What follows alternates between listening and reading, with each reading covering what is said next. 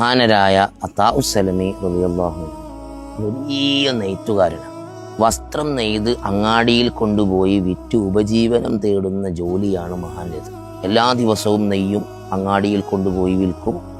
അതിൻ്റെ ലാഭം കൊണ്ട് ജീവിതം കഴിഞ്ഞു പോകും. ഒരു ദിവസം മഹാനവറുകൾക്ക് വലിയ തുക ആവശ്യം വന്നപ്പോൾ ഒരു വസ്ത്രം നല്ല ശ്രദ്ധയോടെ നെയ്തു തയ്യാറാക്കി അങ്ങാടിയിൽ കൊണ്ടുപോയി വിൽക്കാനിരുന്നപ്പോൾ ഒരാൾ വസ്ത്രം നോക്കി അതിൻ്റെ ന്യൂനതകൾ ഇങ്ങനെ പറഞ്ഞു കൊടുത്തു. മഹാൻ കരയാൻ തുടങ്ങി. കരച്ചിലടക്ക വയ്യാതെ മഹാനവറുകൾ വിങ്ങി വിങ്ങി കരയുന്നത് കണ്ടപ്പോൾ വാങ്ങാൻ വന്നയാൾ മഹാനെ ആശ്വസിപ്പിക്കാൻ നോക്കി.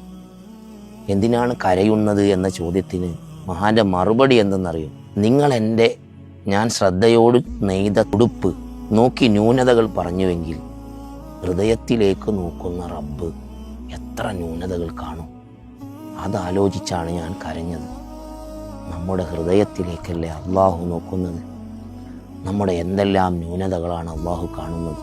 ഈ ന്യൂനതകൾ കണ്ടു മനസ്സിലാക്കിയ റബ്ബിനെയാണ് നാം നാളെ കാണേണ്ടത്. അള്ളാഹു കാണുന്നുണ്ട് എന്ന ചിന്തയിൽ ജീവിക്കുക.